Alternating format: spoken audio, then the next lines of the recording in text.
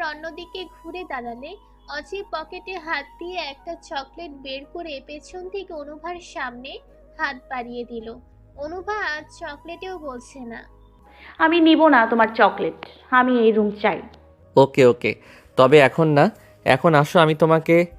মাকে কথা বলতে না দিয়ে আমি এক্ষুনি নিব, তোমার কথা শুনবো না। অজি আর কথা না বাড়িয়ে ফ্লোরে বসে অনুভাকে তার হাঁটুর উপরে বসিয়ে চকলেট ছিঁড়ে অনুভার মুখের সামনে ধরে বলল, অনুভূতি, আমি এখন যা বলবো চুপ করে শুনবে, অন্যথায় তোমাকে চকলেট দেওয়া বন্ধ করে দিব আর তুলে একটা ঠুস করে আছাড় মারবো। অনুভা মাথা দিয়ে হ্যাঁ বুঝিয়ে অচির হাত থেকে একটু একটু করে চকলেট খেতে লাগলো। পর্দার আড়ালে সারা খান আশ্চর্যের সীমানে পার করে দাঁড়িয়ে আছে। তার গম্ভীর ছিল অনুভাকে কোলে নিয়েছে, ডাকছে অনুভূতি বলে। তিনি অবাকের শেষ সীমানায় পৌঁছে গেছে। যে ছেলে মেয়েদের দেখলে গা চুলকে সরে যায়, মুখে কখনো হাসি তো দূর, চেহারাটা সহজেই দেখে না, চেহারা গম্ভীর আর রাগ নিয়ে থাকে, আর আজ থেকে ভিন্ন রূপে মুচকি হাসিতে দেখছে, তাও এমন একজনের সাথে যাকে সবার সামনে সারাক্ষণ ধমক আর চোখের উপর তুলেছেন আশ্রয়। তোমার বয়স যখন 20 হবে তখন এই রুম আমি তোমাকে শেয়ার দিব। শেয়াল কি? অজি মুচকি হেসে বলল, শেয়াল না, ওটা শেয়ার হবে। শেয়ার হলো তুমি আর আমি এই রুমে ভাগাভাগি করে থাকবো। অনুভা চোখ খুশিতে ছিলিক দিয়ে উঠল। তুমি থাকবে আমার সাথে? তাহলে আমাকে ঘুম পাড়িয়ে দিতে হবে। হুম, তবে এটা সিক্রেট, কারো কাছে বলবে না। যদি বলো তাহলে তোমার পচা ভাষাগুলো আমি আর ঠিক করে দিব না। ওকে, আমি কিন্তু নদীতে গোসল করব। হুম, ওটা নদী না, সুইমিং পুল। ওকে, সুমিয়ে গোসল করব। অজি অনুভার ছোট্ট ছুটি হালকা টেনে বলল, ওকে। এখানে কি তুমি খেলবে? বারান্দা দেখিয়ে বলল। বারান্দাটা অনেক বড় হওয়ার কারণে আয়েশাও তাকে জিজ্ঞাসা করেছিল। অজি হাসি চওড়া করে বলল, না, ওখানে একটা দোলনা রাখবো, তুমি প্রতি রাতে দোল খাবে, বারান্দায় বসে তুমি আর আমি কফি খাবো, রাতের তারা গুনবো। আমি কিন্তু বেশি গুনবো। হুম, তুমি বেশি গুনবে আর আমি তোমার গণনাগুলো ব্যাগে রাখবো। অনুভা হেসে কুটি কুটি হচ্ছে। তারপর জোনাকি ধরে এখানে ভরিয়ে রাখবো, তুমি তার মাঝে দাঁড়িয়ে থাকবে আর আমি তোমাকে দেখবো। জোনাকি? দুই গাল আলতো টেনে, ওরে আমার অনুভূতি, জোনাকি হলো এক প্রকার পোকা, তার মাঝে আল্লাহ একটা বাল্ব সেট করে দিয়েছেন, সেখান থেকে আলো বের হয়, দেখতে অনেক সুন্দর লাগে। আমাকে এক্ষুনি দেখাও। এখন না, তুমি যেদিন বড় হবে সেদিন অনেকগুলো এনে দিব। পলমিশ? ওকে প্রমিস, কিন্তু তুমি তো বড় হলে সব ভুলে যাবে। তুমি মনে করে দেবে, তুমি ভুলে যাবে না। আচ্ছা, আমি মরে যাওয়ার আগে কখনোই ভুলবো না। তুমি ভুলে গেলেও আমি তোমাকে আছড়িয়ে আছড়িয়ে মনে করিয়ে দিব। ওকে, এখন তুমি যাও, কাউকে কিছু বলবে না। অজি অনুভার মুখের চকলেটগুলো টিস্যু দিয়ে মুছে বের করে দিল। সারাক্ষণ এতক্ষণে যেন মেঘের উপর ভাসলেন। তার গম্ভীর ছেলের ভেতরে এত কিছু থাকবে সে জানতো না। কয়েকবার শ্বাস নিয়ে পেছনে ফিরে বড়সড় একটা ধাক্কা খেলো। আয়াজ দাঁড়িয়ে মিটি মিটি হাসছে। আয়াজ অচির পাগলামোর আগে অনেকবার দেখেছে, সাথে এটাও বুঝে গেছে ভবিষ্যতে একটা প্রলয়ঙ্কার ঝড় হবে। নীরা বেগম অচির রুমে এসে দেখে অচি ল্যাপটপ নিয়ে বসে গেছে, তার চোখ বন্ধ। অজি বাবা। অচি ল্যাপটপ থেকে চোখ সরিয়ে নীরা বেগমের দিকে তাকিয়ে বলল, তুমি কি বলতে এসেছো জানি, ছোট আব্বুকে বলবো না, তবে ওই ছেলে এর আগেও অনুর সাথে বেয়াদবি করেছে, যেটা আমাকে তুমি বলনি, এটাই দুঃখ। নীরা বেগম ছটকা খেলো, বিস্ফোরিত নয়নে অচির দিকে তাকালেন। অচি বলল, অনুকে দেখে বুঝেছি, চিন্তা না করে যাও, আমি এখন কাজ করছি, পরে কথা বলবো। অচি নীরা বেগমের উপর অভিমান করেছে। নীরা বেগম চলে গেলে অচি বারান্দায় আসলো। শালার জীবন, কোনো হিসাব মিলাতে পারছি না। এটা জীবন হলো, যাকে মায়ের থেকে বেশি ভালোবাসলাম, আজ সে আমার কাছে কথা লুকায়। কয়েকদিন পর অনুভা মোড়ায় বসে হাঁটুর উপর বই নিয়ে বিড়বিড় করে পড়ছে। সামনে ফাইনাল পরীক্ষা। আয়শা কলম খাতা এনে অনুভার হাতে দিলে মুখস্থ পড়াগুলো লিখতে লাগলো। আয়শা অনুভার কানের কাছে এসে ফিসফিস করে বলল, অনু, রানা কাল থেকে তোকে খুঁজছে। আমি সকালে বাহিরে গিয়েছিলাম, ওই হাদা আমাকে দেখে দৌড়ে কাছে এসে বলে, অনুভা যদি আজকে আমার সাথে দেখা না করে তাহলে আমি তোমাদের বাসায় যাব। এখন কি করবি? অনুভার হাত থেমে যায়, কলম চলছে না, কলিজা কাঁপছে। আয়শু, তুই পাগল হলি নাকি? কখন আসতে চেয়েছে? বিকালের কথা বলেছে। বিকাল তো হয়ে গেছে। এত দেরি করে বলার কারণ কি? বাসার কেউ জানলে কেলেঙ্কারি হয়ে যাবে, বিশেষ করে অজি ভাইয়া। আয়শু, কিছু কর বোন। আয়শা একটা মোড়া টেনে এনে তার উপর বসলো। কি করবে চিন্তা করতে লাগলো। অনু বড় মাকে জানেই, বড় মা কিছু একটা করবে। ছোট মা আর আমার মা জানলে দুজনকে বস্তায় তুলে ভাসিয়ে দেবে। অনু কাঁদো কাঁদো হয়ে বলল, আমি জানি না, বড় মা খুব কষ্ট পাবে, ভাববে আমাদের সাথে হয়তো রানার কোনো সম্পর্ক আছে। অনুভা আর আয়েশা ভাবনায় পড়ে গেল। কিরে বোকার নানীরা, কি হচ্ছে পড়াশোনা বাদ দিয়ে? আয়াজের আওয়াজ শুনে অনু লাফিয়ে উঠল, বলল, সুরক্ষা কবচ পেয়ে গেছি। আয়াজ কপাল কুঁচকে অনুভার দিকে তাকালো। অনুভা ব্যথা পাবে, বসো। ভাইয়া এখানে বসো প্লিজ। আয়েশার কথায় আয়াজ বোনদের মাঝে বসলো। অনুভা, আয়েশা কি হয়েছে? বনুরা কোনো অঘটন ঘটাওনি তো? ভাইয়া রানা নামের একটা ছেলে আছে না, রাস্তায় মাস্তানি করে। তো ওই ছেলেটা আমাদের অনেক বিরক্তি করে। আজকে আমি একটা দরকারে বাইরে গেলে আমার সামনে এসে বলে, অনুভা কোথায়? আমি বলেছি ও বাড়ি। তখন রানা বলে, আজকে বিকেলে যদি আমার সাথে দেখা না করে তাহলে তোমাদের বাসায় গিয়ে একটা তাণ্ডব করব। মানুষজন দেখে অনুভার বদনাম হবে, তাই বাধ্য হয়ে আমার সাথে বিয়ে দিয়ে দেবে। আয়েশার কথা শুনে কোনো কথা না বলে আয়াজ বাসা থেকে বেরিয়ে গেল। আয়শু, ভাইয়া ওভাবে চলে গেল কেন? কোনো অঘটন ঘটবে না তো? আমার খুব ভয় করছে। ভিতর ডিম, কিচ্ছু হবে না। তুই আমার নাম বললি কেন? তাহলে কার নাম বলতাম? কিছু একটা বলতি, কারো নাম বললেও তো কাজ করা যায়। তুই চুপ কর। ব্যাটা রাস্তায় অনেক জ্বালাই, একটা ব্যবস্থা না করলে পরীক্ষা ভালোভাবে দেওয়া হবে না। আয়াজ অনেক রাতে বাসায় এসে শুচে অনুভার রুমে ঢুকলো। অনুভা বই নিয়ে পড়ছে, কাল পরীক্ষা। আয়াজকে দেখে অনুভা বই বন্ধ করে উঠে দাঁড়ালো। আয়াজ একটা ব্যাগ অনুভার দিকে বাড়িয়ে দিয়ে খাটের উপর পা তুলে বসলো। ভাইয়া, কিছু বলবে? রানা কতদিন হলো তোমাদের সাথে বেয়াদবি করে? একটা মিথ্যা কথা বলবে না। 4-5 মাস হলো। অনুভা ভয়ে ভয়ে বলল, কি বলে? শুধু ফোন নাম্বার চায়, মাঝে মাঝে অনেক কিছু দিতে চায়, কিন্তু আমি একটাও নিইনি। সে জিনিসগুলো কে নেয়?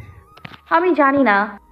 আয়াজ কিছুক্ষণ দম নিয়ে বলে, ছেলেটা তোমাদের সাথে আর কোনো বেয়াদবি করবে না, কিন্তু তোমরা সাবধানে থেকো। এরপর থেকে কোনো সমস্যা হলে 4-5 মাস যেন না হয়, এর আগেই বলে দিবে। অজয় যেন এই সম্পর্কে না জানে। আচ্ছা। আয়াজ বেরিয়ে গেলে অনুভা বই পড়ায় মনোযোগ দিল। রাত 10টার দিকে খাওয়ার জন্য নিচে ডাকলে অনুভার রুম থেকে বের হলো। দেখে অজয় সিঁড়ির কাছে দাঁড়িয়ে আছে।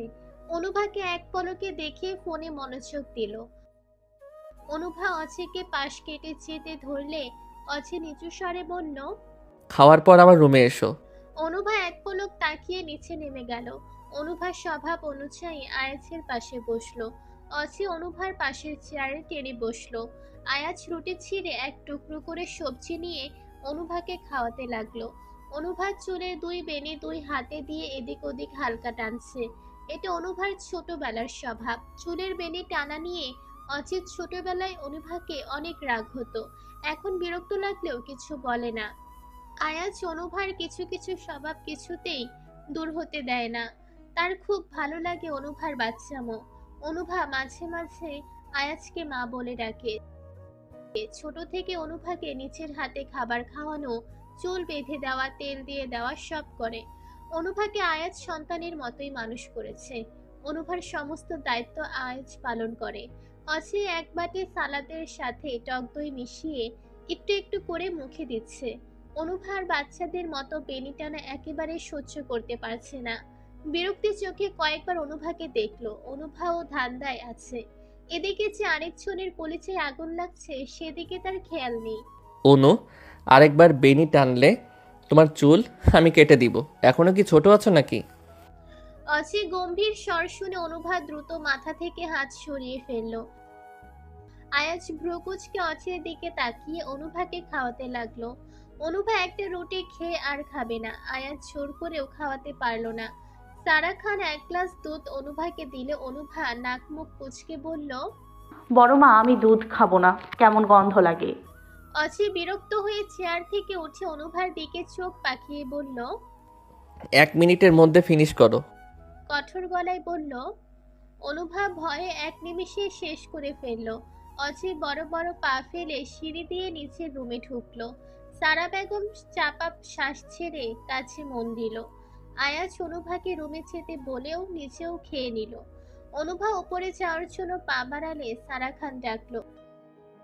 অচির জন্য 1 কাপ কফি করে অনুভার হাতে দিয়ে বলল, কাপটা ওজি রুমে দিয়ে তুমি পড়তে বসো। জি বড় মা। অনুভা ভয়ে ভয়ে অচির রুমের সামনে এসে দাঁড়ালো। ভেতরে যাবে কিনা ভাবতে লাগলো।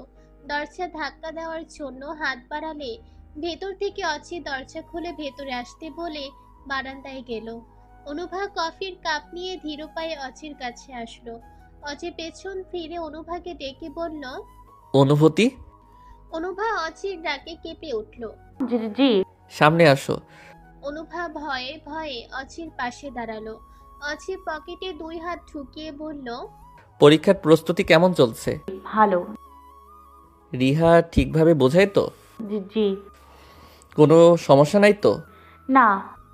অচি অনুভার হাত দুটো শপিং ব্যাগে দিয়ে বলল। তোমার আর আইশুর এখন গিয়ে সোজা ঘুমিয়ে যাবে। অনুভা মাথা নাড়িয়ে হ্যাঁ বলে রুম থেকে বেরিয়ে গেল। আয়াত খান আর অচি ড্রয়িং রুমে বসে কথা বলছে। ওজি, তুমি যাচ্ছ কবে? 15 দিন পর। তোমার এখানে যে কাজ আছে তা শেষ করে দ্রুত চলে যাও। ওই দিকটা তো তুমি না দেখলে অনেক ক্ষতি হয়ে যাবে। ছোট আব্বু, তুমি কি আমাকে তাড়িয়ে দিতে চাও নাকি? আয়াত খান ফোঁস করে শ্বাস ছেড়ে বলল, তুমি খুব ভালো করেই জানো আমি তোমাকে কেন যেতে বলেছি। জানি, জন্যই যেতে চাচ্ছি না।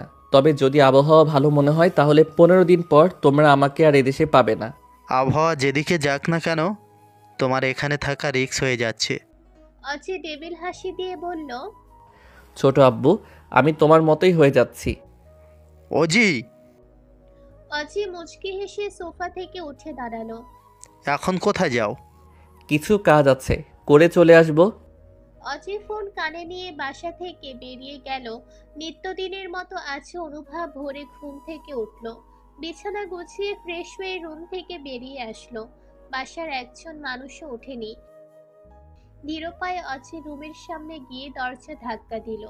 দরজার ক্যারক্যার শব্দে খুলে গেল। দরজার আওয়াজে কিছুটা ভয় পেয়ে গেল। রুমে বাতি দেওয়া দেখে আস্তে করে মাথা ঠুকিয়ে দিল। রুমে কেউ নেই। অচির রুমটা কিছুটা অগোছালো। অনুভা ধীর পায়ে বেরিয়ে আসলো। অচি রাতে অধিকাংশ সময় বাহিরে থাকে, আজও আসেনি। অনুভা চাপা শ্বাস ছেড়ে হাতে একটা ছুরি নিয়ে গুটি গুটি পায়ে গেট দিয়ে বেরিয়ে অচির ফুলের বাগানে ঢুকলো। অচির বাগানটা প্রায় 100 বিঘা জমির মধ্যে করা। কাঠ গাছের বাগান আলাদা, ফলের বাগান আলাদা, ফুলের বাগান আলাদা। সব থেকে বড় হলো লেবুর বাগান। বিভিন্ন দেশি বিদেশি ফুলের গাছ। এখান থেকে ফুল সোজা পারফিউমের কারখানায় পাঠানো হয়। হালকা শীতে নামার কারণে শরতের ফুলগুলো ফোটা শুরু হয়ে গেছে। বাগানের চতুর্দিকে মোটা নেট দিয়ে ঘিরে উপরে ভারী কলি দিয়ে ছাদ বানানো হয়েছে। প্রত্যেকটা প্রজাতির গাছের কোটা আলাদা আলাদা। অনুভা গোলাপ ফুলের গাছ থেকে এক ঝুড়ি ফুল তুলে নিল। মাঝে মাঝে আসে। অনুভার জানা মতে এই খবর কেউ জানে না। ফুলের ঝুড়ি একটা বেঞ্চের উপর রেখে পুরো বাগান একবার চক্কর দিল। যে ফুল বেশি সুন্দর লাগছে সেটাই তুলে হাতে জমা করছে। হাতে জায়গা হচ্ছে না দেখে ওড়নায় নিল। বাগানের ভেতরে হঠাৎ জায়গায় চোখ আটকে গেল। একদম সবুজ রঙের 2টা গোলাপ ফুটে আছে। এর আগে এই বাগানে সবুজ গোলাপের গাছ ছিল না। এত সুন্দর ফুল দেখে নিজেকে দমিয়ে রাখতে পারল না। ওড়নার ফুলগুলো ভালোভাবে চেপে ধরে দৌড় দিল, যেন একটু দেরি হলে কেউ তুলে নিয়ে যাবে। অচি অনুভার কাণ্ড একটু দূর থেকে মুগ্ধ হয়ে দেখছে। মনে হচ্ছে বাগানের ভিতরে ছোট্ট রঙিন প্রজাপতি আপন মনে ডানা মেলে খেলছে। অনুভার দৌড় দেখে ভ্রু কুঁচকে তাকালো। দ্রুত পায়ে অনুভার দিকে আসছে। সবুজ গোলাপ দুটো ধরে নাকের কাছে নিয়ে দীর্ঘ কয়েকবার শ্বাস নিল। প্রতিবার শ্বাস নেওয়ার সময় আবেশে চোখ বন্ধ করে ফেলছে। প্রায় 20 দিনের মতো বাগানে আসতে পারেনি পরীক্ষার কারণে। আজ এসে নিজেকে সার্থক মনে হচ্ছে। অচি অনুভার পেছনে এসে দাঁড়িয়েছে। অনুভা সেদিকে খেয়াল না করে দুটো ফুলের মাঝে বড়টা ছিঁড়ার জন্য হাত বাড়িয়ে দিল। গাছে অনেক বড় বড় কাঁটা, একবার হাতে ফুটলে সহজে ভালো হবে না। অনুভা একটু আঘাত সহ্য করতে পারে না। অনুভূতি, হাতে কাটা ফুটবে, সাবধান। গম্ভীর ও শান্ত কণ্ঠে বলল। অনুভা আচমকে পেছনে ফিরে আওয়াজ পেয়ে চমকে উঠল। ভয়ে ভয়ে পেছনে ঘুরে অচির মুখের দিকে তাকিয়ে চোখ বন্ধ করে নিল। অচির শীতল চোখে অনুভার দিকে তাকিয়ে আছে।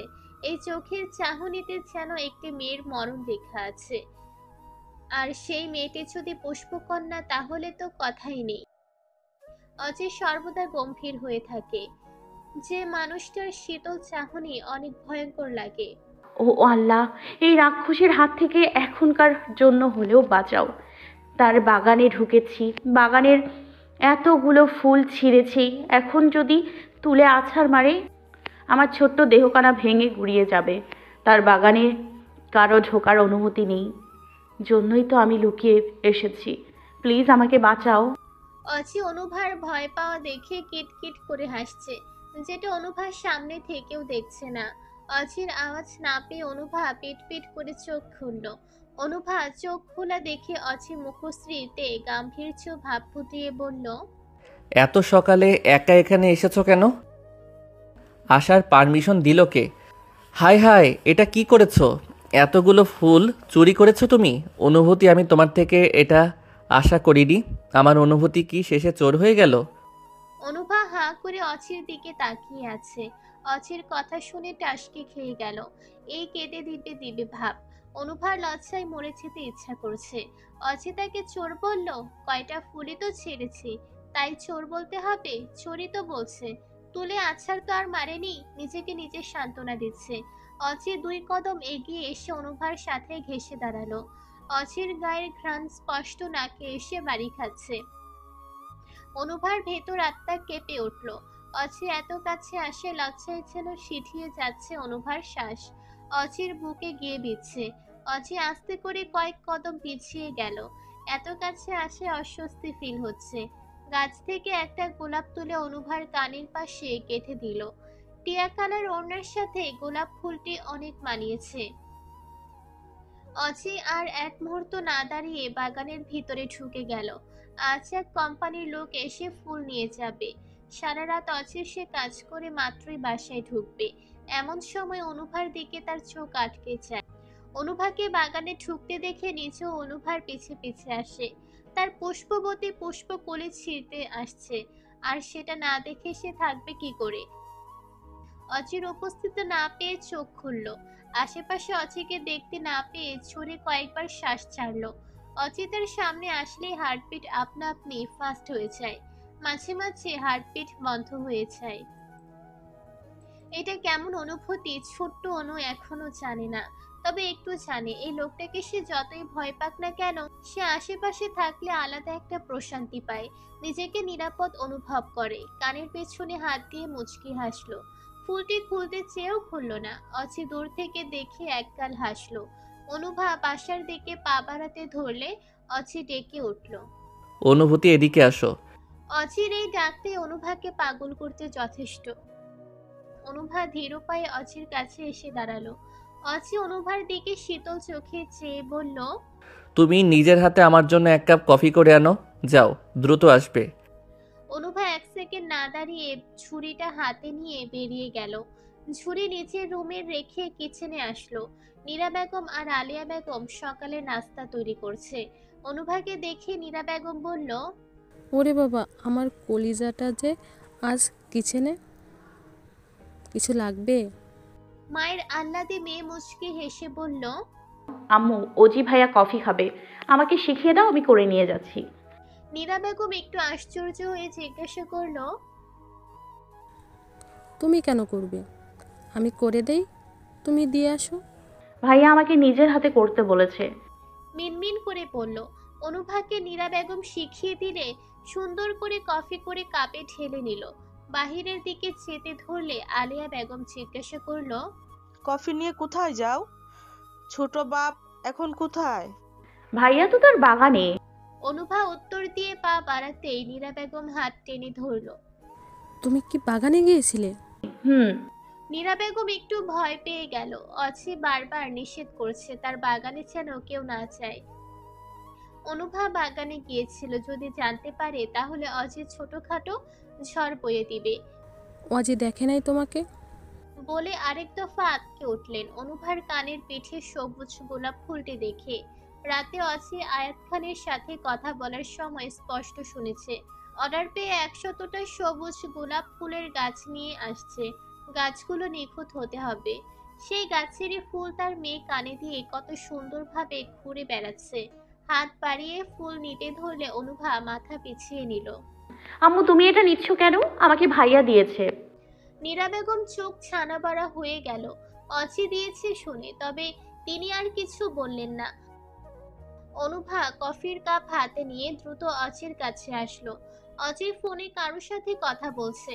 অনুভাকে দেখে ফোন কেটে পকেটে রাখলো। একজন গার্ডকে 2টা চেয়ার আনতে বলল। অনুভার হাত থেকে কফির কাপ নিয়ে বলল, পরীক্ষা কেমন দিয়েছো? ভালো। অচির সামনে আসলে অনুভার ভিতর আত্মা কাঁপতে থাকে। একটা বলতে মুখ দিয়ে আরেকটা বেরিয়ে আসে। অচি অনুভার নার্ভাসনেস দেখে মুচকি মুচকি হাসছে। পাগলিটা এখন অনেক ছোট, হয়তো ভালোবাসার সম্পর্কে এখনো ভালোভাবে কিছু বোঝে না, কিন্তু ধীরে ধীরে সে তার প্রতি দুর্বল হয়ে যাচ্ছে। এসে অচি ঠিকই বুঝতে পারছে এই কিশোরীকে কিছুতে এসে কষ্ট দিবে না। অচি কফির কাপে ছোট ছোট চুমুক দিচ্ছে, তার অতীত ভাবছে। অনুভার 6 বছর বয়সে অচি পাকিস্তান স্টুডেন্ট ভিসায় পাড়ি জমায়। আরহাম খান আর আরিয়ান খান পাকিস্তানে থাকতো ব্যবসার সুবাদে। অচি বাবা আর মেজো চাচার সাথে থাকতো। 9 বছর পর দেশে আসে। বাসায় প্রবেশ করে সবার সাথে কথা বলে, কিন্তু চোরা চোখে অনুভাকে খুঁজতে থাকে। অনুভাকে খুঁজে না পেয়ে অস্থির হয়ে বাসা থেকে বেরিয়ে যায়। অচির বাগানের পাশে একটা চাপকল আছে। সেখানে একটা ছোট্ট বাচ্চা পানি খাওয়ার জন্য কল চাপছে, কিন্তু এক ফোঁটা পানি বের হচ্ছে না। অচি বাচ্চাটিকে পানি খাওয়ানোর জন্য কল চাপতে লাগলো। বাচ্চাটি 2 হাতের তালুতে পানি নিয়ে একটু একটু করে খেতে লাগলো। হঠাৎ বাচ্চাটিকে একজন কিশোরী হাত দিয়ে আলতো ধাক্কা দিয়ে বলল, ওরে ঝন্টু আমাকে একটু জায়গা দে না, মুখটা ধুয়ে নি। মেয়েলি কণ্ঠে অচি ভ্রু কুঁচকে তাকালো কিশোরীর পানে। সদ্য কিশোরী পরা মুখে আম লেগে আছে, পুরো চেহারার সাথে সাথে 2 হাত ভরে আছে। অচি মুগ্ধ হয়ে দেখছে। আম লাগার কারণে ফেসটা একদম বাচ্চা বাচ্চা লাগছে। অচির এক মুহূর্ত চিনতে সময় লাগলো না যে এটা তার দিলের ভিতর যত্নে গড়া পুষ্প ফুল। আমি জন্টু না মন্টু? ওই এ কি হলো? মন্টুর ভাই ঝন্টু? তুমি অনু না বনু? অনু বড় বড় চোখ করে মন্টুর দিকে তাকালো। হাত 2টা কোনো রকম ধুয়ে মন্টুর মাথায় ছোট ছোট চুল টেনে বলল, তোকে কতবার বলেছি আমাকে বনু বলবি না। আজকে তোর চুল ছিঁড়ে গুট্টুস কাকার দোকানে আইসক্রিম খাবো। তুমি সবাইকে শুধু ভুল নামে ডাকো, কুদ্দুস কাকার নামেও। তুই চুপ কর ঝন্টু পাগলা, দাঁড়া মুখ ধুয়ে তোকে ধরছি। অনুভা কলের মুখে হাত দিয়ে বলল, পানি বের হয় না কেন রে ঝন্টু? অচি অবাক হয়ে বড় বড় চোখ করে অনুভার দিকে আর মন্টুর দিকে তাকিয়ে আছে। তার সামনে এতক্ষণ সুনামি বয়ে গেল, সে কিছু না বলে দর্শকের মতো দেখে গেল। যে মানুষটা কারো জোরে আওয়াজ সহ্য করতে পারে না, সে কিনা মারামারি দেখছে। কি হলো পানি দিন? অনুভা টিউবওয়েলকে চাপে দেখার জন্য উপর দিকে চোখ তুলে তাকালো। অচির মুখের দিকে তাকিয়ে স্তব্ধ হয়ে গেল। সুদর্শন এক যুবক অবাক নয়নে তার দিকে তাকিয়ে আছে। অনুভা লাজুক হেসে বাসার দিকে দিল এক দৌড়। অজয় স্মিত হাসলো। পাগলিটা আগের মতোই আছে। অজয় কফি শেষ করে অনুভার হাতে কাপ দিয়ে বাসায় যেতে বলল। অনুভা বাগান থেকে বেরিয়ে গেল। নভেম্বর মাসের শেষের দিকে হালকা শীত পড়েছে। গায়ে শীত বস্ত্র না পরলেও ফ্যান দেওয়া যায় না। অনুভা আসরের নামাজ পড়ে ছাদে আসলো। বিকেল হলে ভালো লাগে না, বাসায় মানুষজন থাকলেও কেন যেন একা একা লাগে। আয়েশা ইদানিং খুব কম কথা বলে অনুভার সাথে, কারণ অনুভা এখনো জানে না। অনুভা জোরপূর্বক ধরলেও চুপচাপ থাকে। আয়েশাকে ছাদে আসতে বললে না করে দিল, তাই অনুভা একাই আসলো।